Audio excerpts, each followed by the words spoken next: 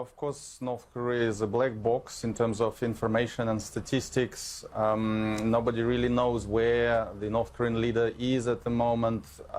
The reports which come from the North Korean defectors may or may not be reliable, and they lead to the story that Kim Jong Un apparently had a surgery on his cardio system.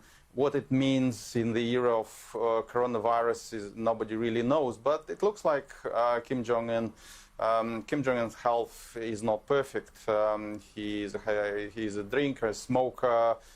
Much stress has been taken during the 9 years of his leadership, during which he tested a number of nuclear devices, and constant experimentation with ballistic missile technologies also put him at constant risk. And I believe that North Koreans simply follow the Korean Central News Agency silence. Nobody really knows. Maybe the great leader is pondering the new weapon system, or inspecting some secret sites in the North Korean mountains.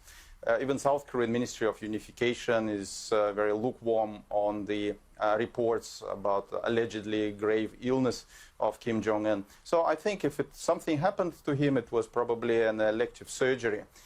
We know that his younger sister, Kim Yo Jong, was appointed to the standing committee of the Supreme People's Assembly. She is also member of the political bureau of the Korean Workers' Party. So it was all planned. I believe that the stability of North Korean regime is unquestionable, and there's not much to worry until we know something really firm coming from North Korean official news agency. So if we take as true these reports, there is still that concern that he could die at some point. How seismic a change would that be if he did die suddenly, especially at this time when we have such a global flux in international politics?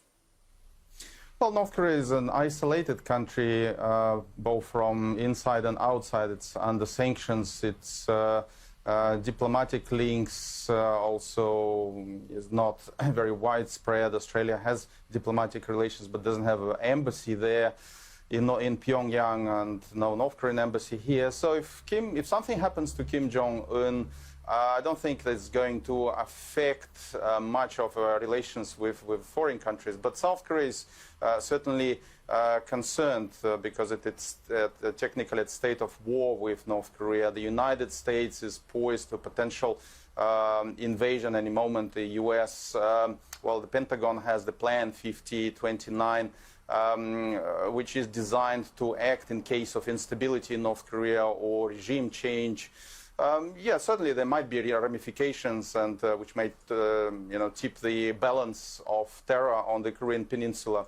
But there's checks and balances in the North Korean dictatorship as well. There are a number of relatives who potentially can step in, like his older brother, Kim Jong-chol, or even the uncle. Kim Jong-un's uncle is still alive. He returned from his post as an ambassador to Czech Republic a few months ago. So the imperial blood, the dictatorship dynasty will survive. Doesn't matter what happens to Kim Jong-un. We did see yesterday, though, when these reports came out, stock prices in South Korea plunged. There was a strong reaction from China.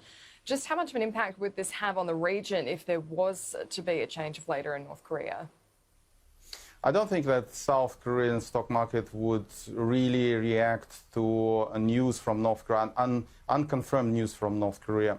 South Korea is much more linked to the global markets. It's an export-oriented economy. I think it's more focused on what is happening in New York Stock Exchange with oil prices, rather than the obscure situation in the North Korean mountains. Yes, North Korea does have a handful of nuclear devices. They do have the vehicles to deliver the nuclear payload or warhead.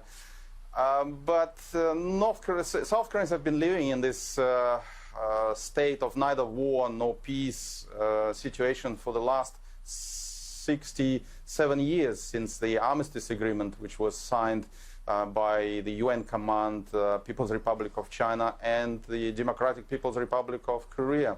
So the war is continuing, and this is something what affects not just South Korea but the whole region.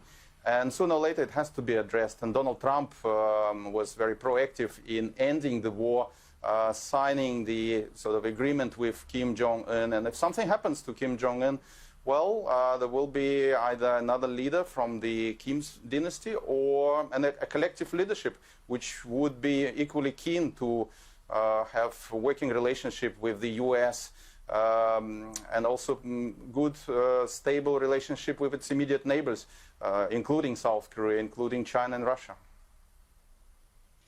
It is interesting to see. We haven't seen a strong reaction from President Trump yet. He's really hanging his hat on his foreign credentials in dealing with North Korea as one of his successes of his term so far and heading into the next election.